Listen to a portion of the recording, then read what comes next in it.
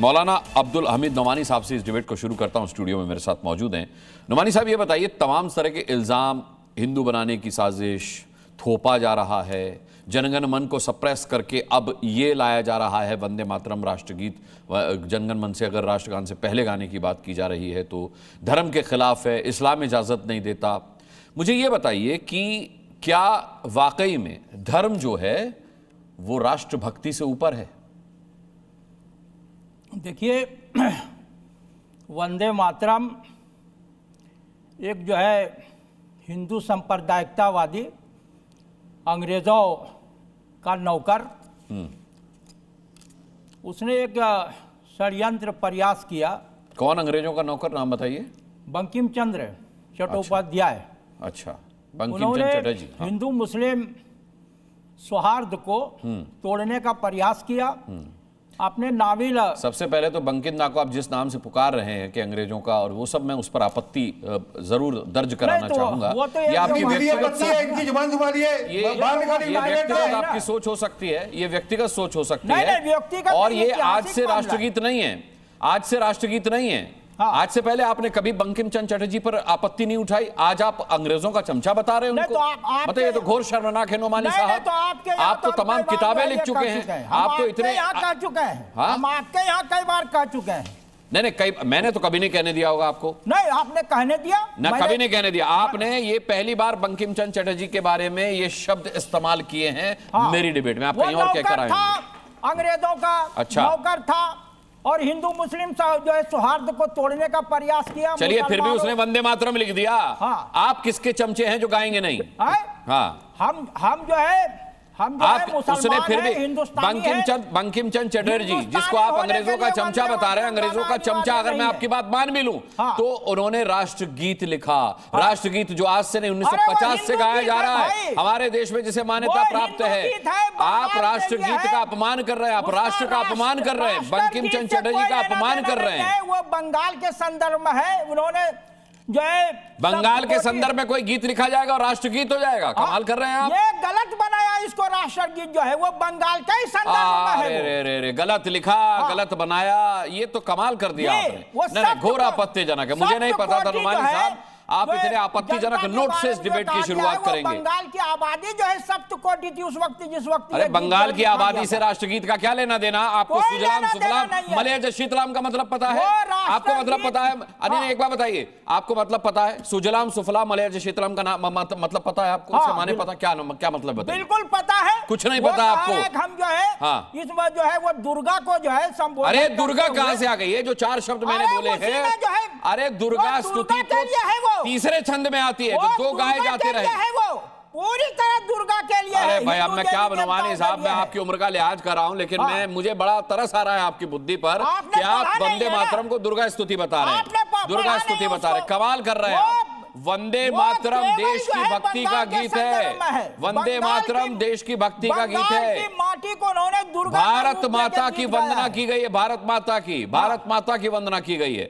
RP Singh साहब, बड़ा अफसोस होता है। देखिए, ये है विरोध की जड़, ये है विरोध का मूल, क्योंकि इसका विरोध करने वाले मानते। अच्छा, आप शांत हो जाइए, मैं आऊंगा। विरोध करने वाले मानते हैं कि बंकिम चंद्र चटर्जी जो थे वो अंग्रेजों के चमचे थे, नौकर था वो। अरे कमाल कर रहे हैं आप। नौकर से क्या मतलब होता है? अंग्रेजों के नौकर से क्या मतलब है आपका? आप इतने प्रतिष्ठित व्यक्ति को नौकर बता रहे हैं, कमाल कर रहे हैं। नोमानी साहब, आप कैसे इस्लामिक स्कॉलर है भाई? ठीक है। अंग्रेजों का नौकर था। एक तो सम्मान के साथ आप बात नहीं कर रहे हैं, अंग्रेजों का नौकर था बोल रहे हैं, अंग्रेजों का नौकर था बोल रहे हैं। सम्मान ना नहीं, गलत बात है। आरपी सिंह साहब, देखिए, ये है विरोध की जड़, ये है विरोध की जड़। जहर यहाँ भरा हुआ है, इसीलिए वंदे मातरम के माने समझ में नहीं आ रहे। मुसलमानों को सुअर और मरीज कहा गया है। कहाँ है, किधर कहा है, किसने कहा है? बंकिम ने कहा है। कहाँ कहा है? कौन सी किताब में कहा है? आनंद मठ में कहा है। अरे, अगर आनंद मठ में मुसलमानों को बंकिम चंद्र चटर्जी ने सुअर कहा होगा, मैं नौकरी छोड़ दूंगा। बिल्कुल कमाल करे। लाइए, आनंद मठ कहाँ है? आनंद मठ कहाँ है? दिखाइए। दिखा रहा हूं। कहाँ? पहले दिखाइए तो सही आनंद मठ आपके हाथ में। सुअरवाद में दिखाइएगा, आनंद मठ दिखाइए। ये है मेरे पास। ये कौन सी आनंद मठ है? ये पूरा, ये क्या लिखा है इसमें? क्या है? ये आनंद मठ नहीं है, समग्र है ये। नहीं समग्र नहीं, आनंद मठ लाइए। समग्र नहीं, समग्र किसने लिख दी?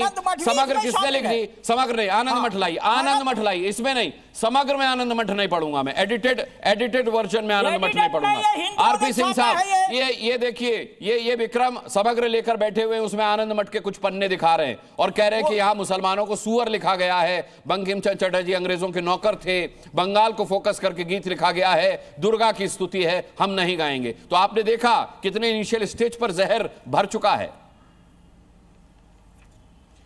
मुस्कान अनुराग भाई, ये आज से 400 साल पहले तक हमारे आपके जैसे थे।